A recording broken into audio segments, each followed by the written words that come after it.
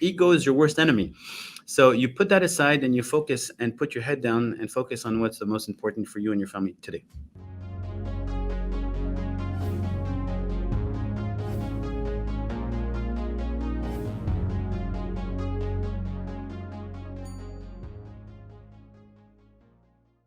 Hello, and welcome to this week's episode of the Real Estate Investors Club podcast. Today, I'm with Avi Krispine, who is a founder at Claria. Co-founder, yeah. Yeah. And I don't so often go down to people's offices to have a chat with them, but we are having an exception today. Thank you, Terry. I appreciate that. So, Avi, maybe by way of introduction, you can tell us a little bit about your journey through life that has led you to be sitting with me here today. Of course.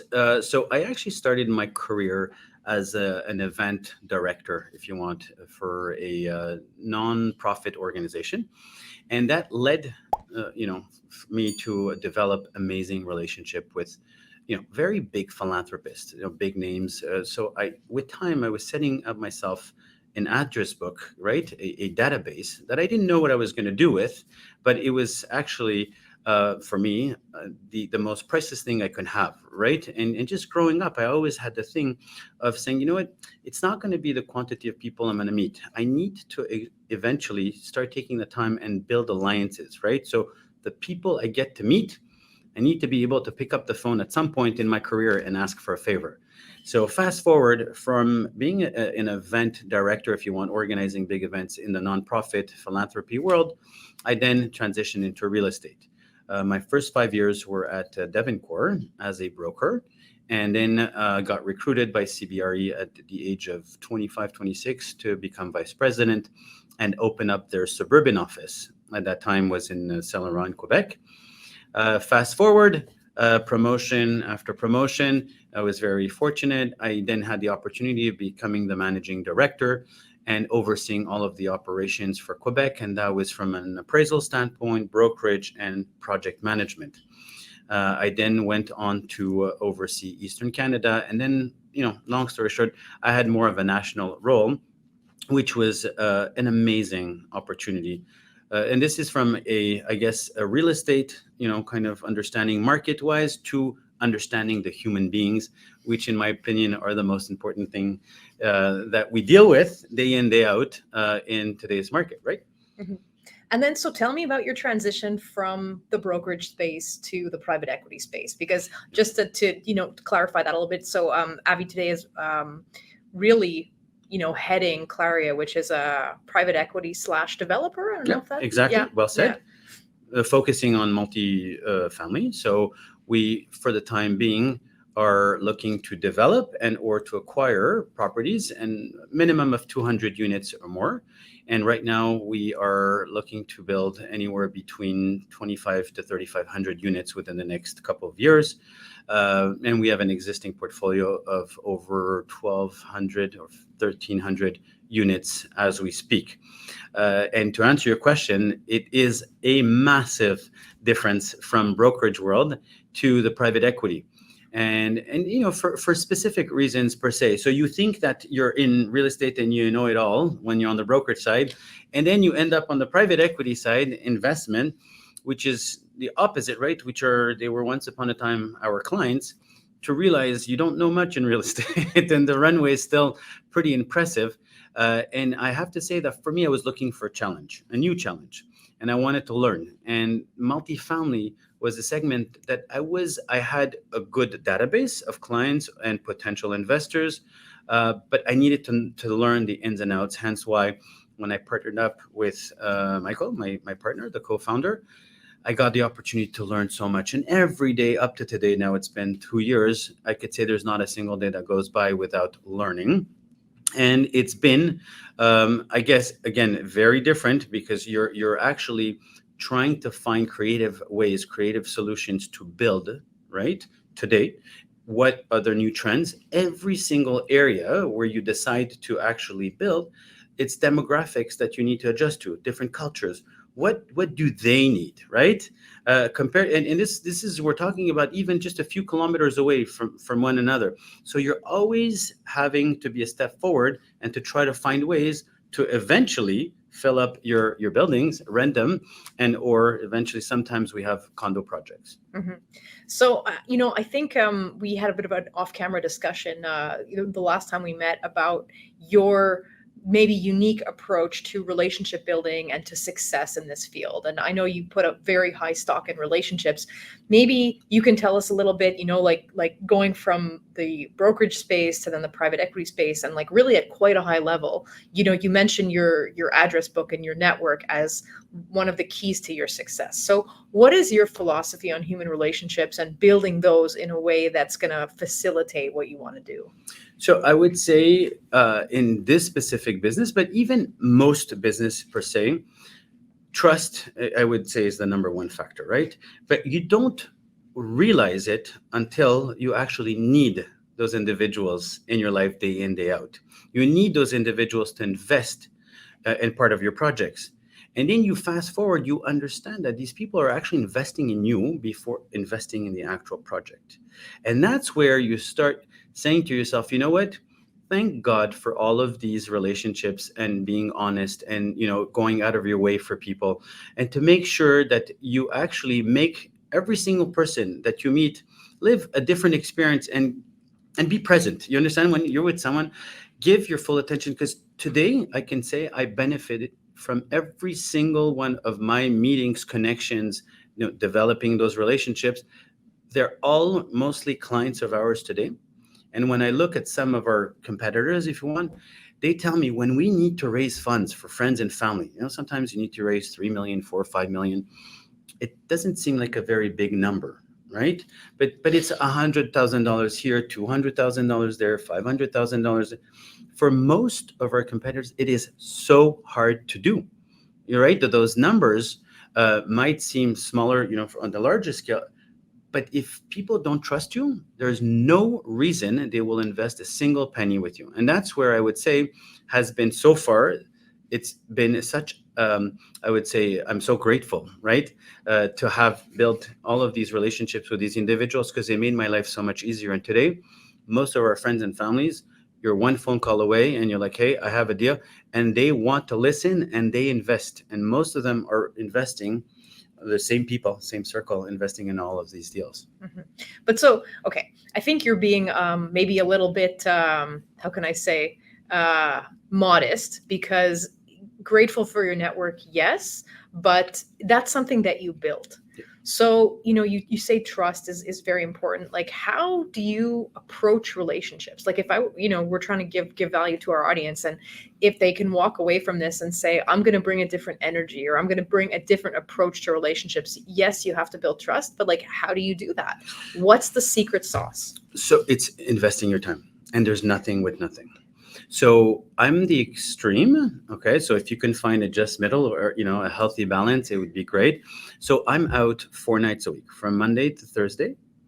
Every single evening, I am talking to someone. I'm having dinner with someone. I'm invested on different boards, committees. And when I say boards, non-paying boards, right? This is typical community philanthropy, giving from your time, positioning yourself, but always giving without expecting anything in return. And I'd say it's very important because people feel it. If you go up and you spend the night and all you're doing is can't wait to give your business card, you're losing credibility. Just go, ask questions, listen to people. Everyone has amazing stories. If people are interested in you, they'll ask you the questions. But most people, and if you don't mind this anecdote, because it was, I remember going on this date. This is again many, many, many years ago. And I was just asking questions, and the girl in front of me was talking and talking and talking and talking. And she was smiley and giggly and the whole thing. And we have friends in common. And the friend called me after the night, after our date night, and she says, "Oh my God, what did you do to her? She is so happy. She's so excited. She loves you. She thinks you're amazing." And I was just laughing because actually she didn't even ask a single question. All I did was, to let her talk, right? And sometimes the key to success is right there and then. That being said, every single night, I strategically choose someone, to go out with and discuss market and ask questions about them. Every single lunch, I'm out networking as well. So just between those two, obviously the family gets a hit, right? So, and I know it was a question of time before you ask about family, but family, Friday, Saturday, and Sunday, there's nobody that could ever ask me anything other than my family. You're 100% present.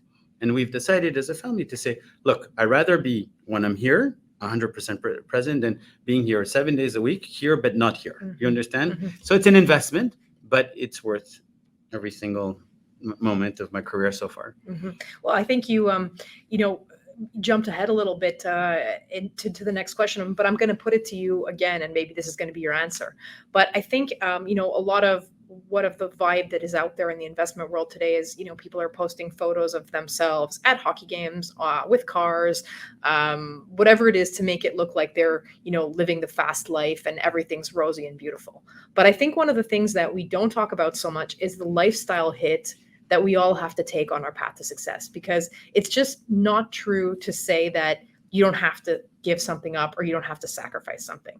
And, you mentioned it as far as family time, but like, do you feel like that's always what it was, or earlier in your career, was there something else? Like, what were the sacrifices? What was the lifestyle hit that you took to become the founder of Claria, the private equity company that looks at 200 plus units? So it's a very interesting question, because for most of my career, I decided to live off of what's the worst case.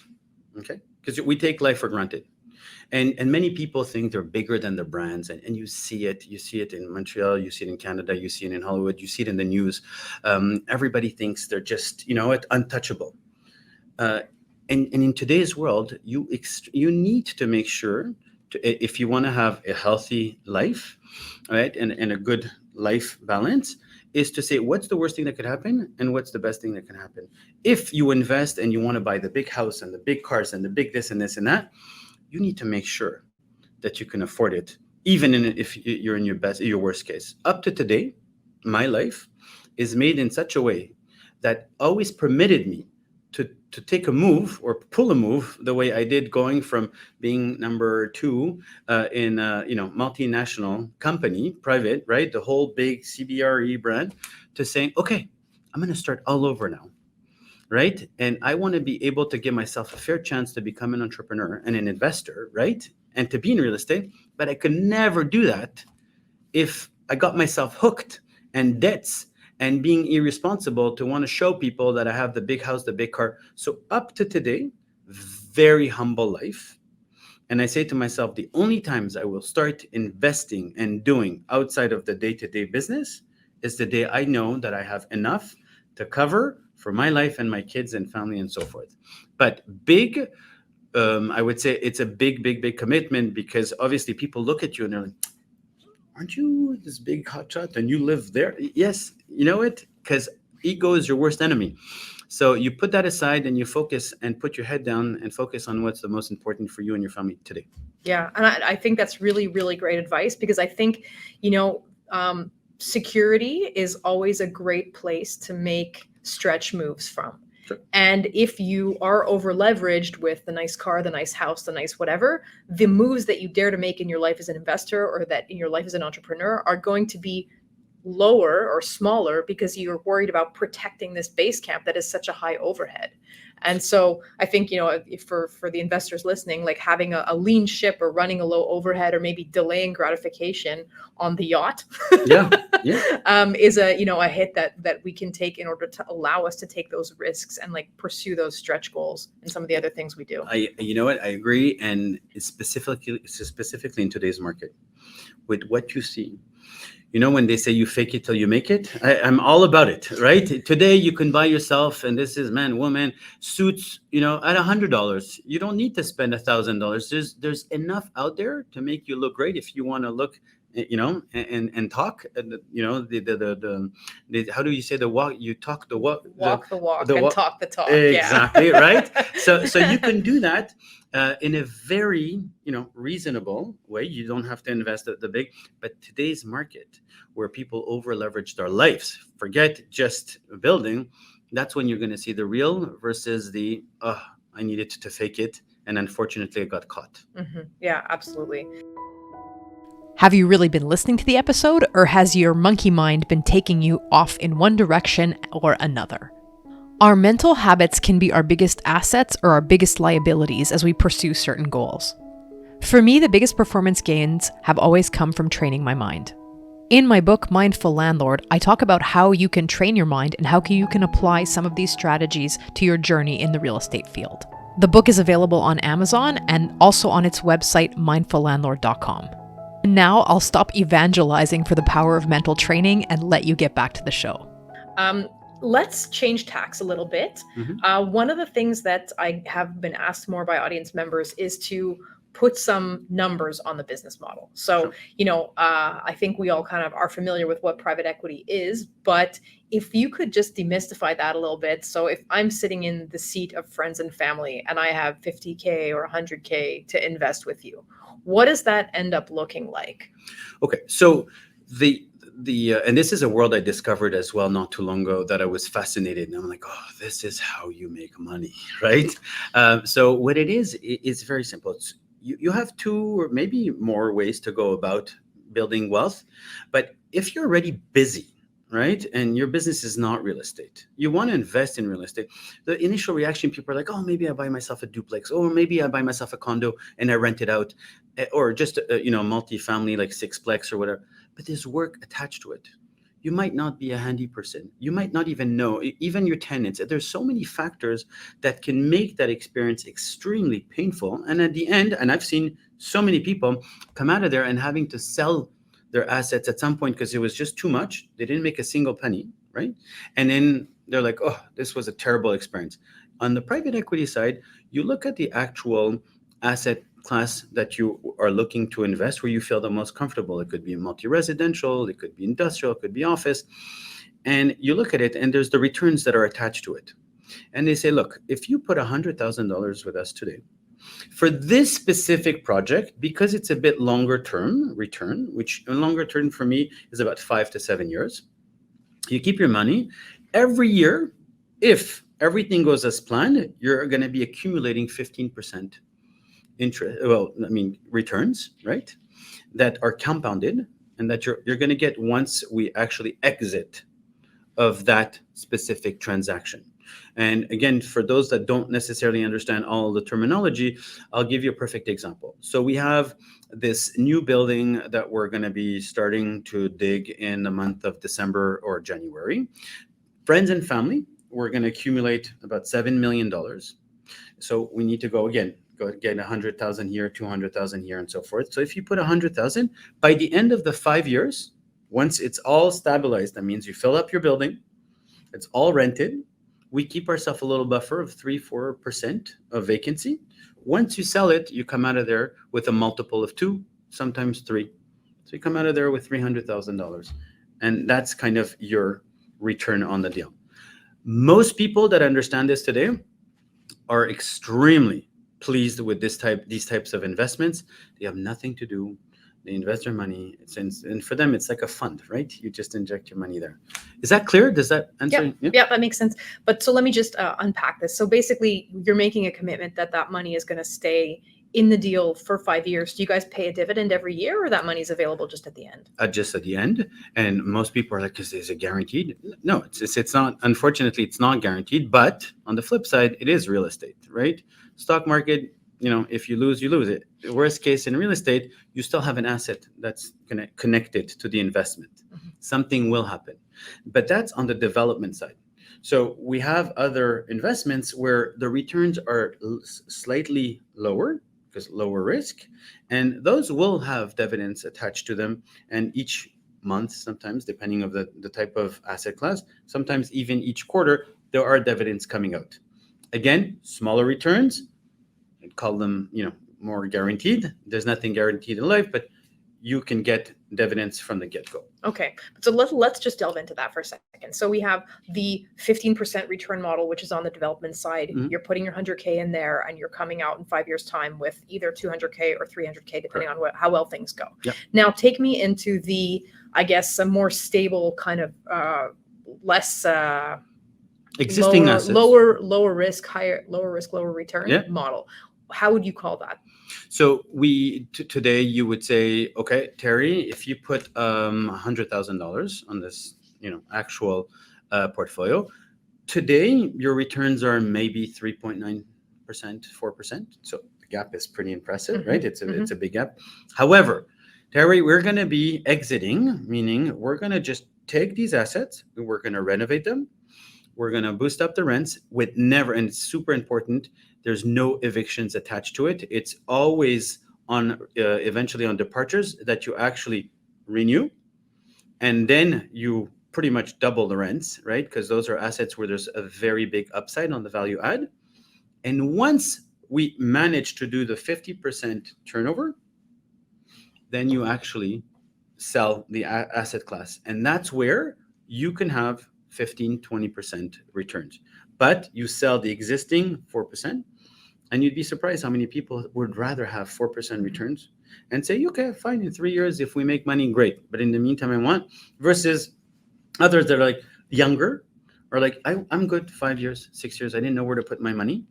Let me invest it there and I'm okay. So I would say generations were anywhere between 55 or 60 years old and over. If they invest for 5-6 years, it's because they want to do it for their kids. 65 over, rather not the 5, 6, 7 years, they rather something short term. And the newer generation that are in the 30s, 40s are all about, hey, I'm looking for a 10-year plan. Okay. But so just to be really specific, if I want to invest in one of those existing buildings, I have 100K, Avi, take my 100K. So every year you're paying me a 3-4% dividend. And then in 5 years time, there's the potential upside. And which would be in this case, it could be 15-20% compounded annually. Because of course, there's a way bigger value attached, right, to the actual asset. If you managed to double all of these rents, right, this is how we go get the upside, if you want. And it's we do it on a promote structure, and you'll stop me if it's too complicated. But the way we calculate it, we say, look, to all investors from 0 to 10% that we do, all goes back to you, or prorated. Okay, so let's say the private equity doesn't touch a single penny. The second ring would say, the private equity would say, okay, I'll take the following 1% as a catch-up fee. That's for us. And then 75-25 for anything that goes over 12%, up to 17.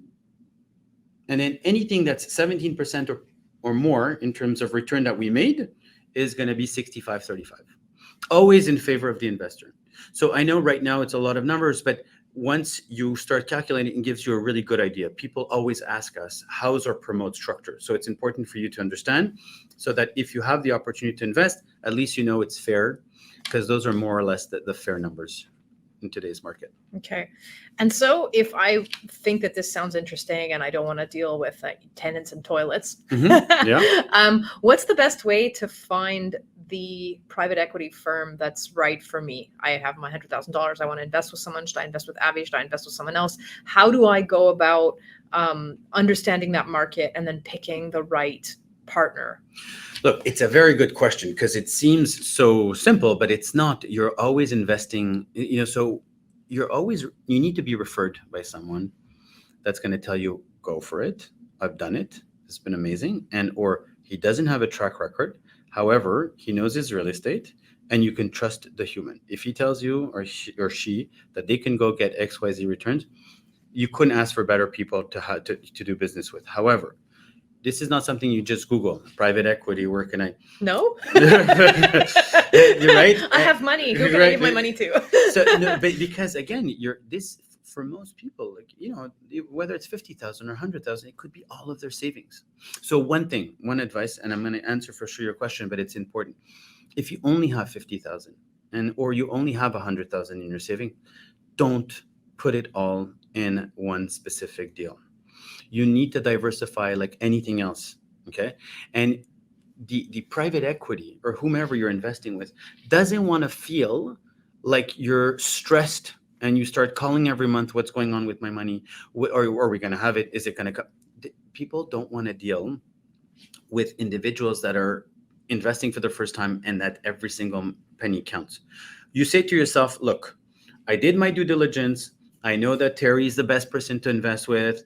I'm all in. I'll give 50 because then I'll keep myself another 50 just in case. And for me, that money is long gone. God knows what's going to happen with. In my opinion, that's the best approach. There's no emotions. And obviously, like anything else, there's a risk in life. The only thing is that it's attached to real estate. And that's how you have to see it.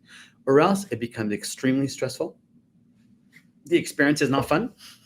And you might as well open a restaurant. Wow, that is a way higher failure rate. No, but I think that's really good advice. And I've talked to, other people who are more into doing joint ventures and syndications. And that's one of the things that they always say is they say, I don't want to be dealing with someone's entire savings. And I don't want there to be this level of anxiety attached to whatever's going on, because that means that the person's going to be there, being very anxious and wanting to be constantly updated and micromanage things because they're very attached to that outcome. Sure. So I think that's a good advice. What you're owed, though, from any private equity is communication. Communication, if from the get-go, they'll tell you every quarter you're going to get a newsletter, or every month there's going to be an email going out just to tell you, or a portal that's on the website. You're owed updates no matter what. But it needs to be clear from the get-go. Okay. And then more than that, as I said, they don't know, what's going to happen. And we look at it in today's market. 6 months ago, we were talking about 25% returns, literally. Now we're like crossing our fingers, hoping to get 15. But again, in a market like today, that's so volatile, 15% is huge, but that's not what you promised. So is the market going to get back? We're all crossing our fingers, but can one say, I know exactly, and I'm going to tell you? No. And if they do, maybe you shouldn't invest with them. Yeah. Okay. So I think we're coming up on the amount of time that we have, but I think you mentioned something that I just want to pull on. So you're talking about market conditions and how we've really, there's been, COVID was an extremely volatile time, but also a time where you kind of couldn't make a mistake. And today we're in an environment where it's almost difficult to find a move to make that makes sense. Mm-hmm. So what advice would you give for, maybe smaller investors, people who are trying to decide what to do with their money? Maybe they need to borrow money to do whatever project they were thinking of doing. What advice would you give people in this environment? So I would say, look, there's a market for everything, right? And during a recession, you can make money because there's distressed assets. You can pay, I don't know, 50% off or 30% off, 20% off of what the actual value of these assets can be. You're coming out of there with something, right? During red hot markets, it's a market. Where there's no market is when il y a de l'incertitude, when it's uncertain times, when it's gray. This very often happens during, political campaign. Who's the next, prime minister? Who's the next minister? Who and so forth. Where people are like, oof, this can have an impact financially on me. I'm not going to invest. Those for brokers, for investors is the worst time because there's nothing happening. It's pens down. So I would say right now is pens down. Right now is not the time, in my humble opinion, to invest. I know it sounds a bit shocking, but it is a reality because tomorrow you don't know what's going to happen. Now, again, as soon as there's a distress fund that's going to start being, because you're going to start seeing them more and more created by different private equities, meaning, hey, give me $100,000. We're going out there, and this is the time we're going to pay 50% off of, and this is great because all we have to do is renovate, do this, and that, and by the time this market rebounds, we're in a great position. That's fine, but for now, there's hardly no discounts, and landlords, owners are not willing to sell today because they're like, oh, if I'm going to lose 30% of my value, I'm not going to put on the market. So everyone's on hold. So you're going to feel it. People are going to run after you for your money. So my recommendation is today, as long as you don't find any distressed assets and you're going to buy it more or less for market condition, prices, values, don't buy, don't invest, keep your money. It's the smartest thing you can do. This is maybe going to last 6 months. Maybe it's going to last 12 months. But I'd rather you have your money safe in your bank account right now than actually trying to play cowboy right? And try to play the hero.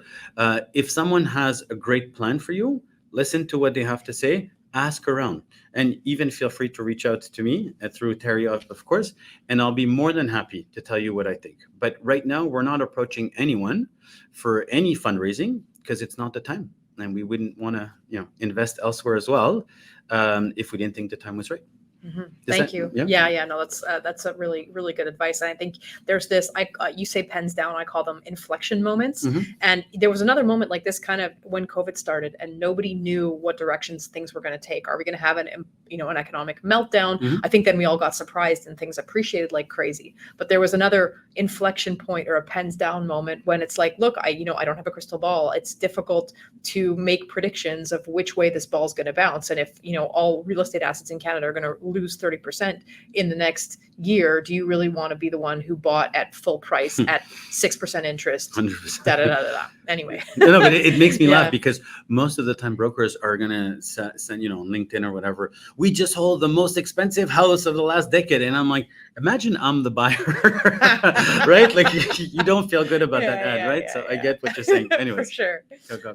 So Avi, thank you. This was definitely worth the trip downtown to come and have an in-person interview. What's the best way for our audience to connect with you, to reach out to you if they want to learn more about what you do? So Avi at clariadev.com, and or call me on cell. And I say it, and I'll give you my phone number. It's 514-886-5962. And the reason I'm doing this is that very quickly, I went to this conference in Florida recently, and there was the 5 mayors of every single city of Florida on a panel. And I love their approach. And the one from, I think, was Miami-Dade, or it was, I think, South Florida. He actually gave his cell number. There was 3,000 people in the stand. And he says, come and do business in my town. And I found that to be amazing because usually they're always kind of against projects. So I'm like, here's my cell phone. Call me anytime. I'll be more than happy to assist. Yeah, it's who else does that is Grant Cardone. Oh, yeah. Yeah. Oh, cool. So you're in good company. There you go. There you go. All right. Well, Avi, thank you for being with me today. My pleasure. Thank you, Terry.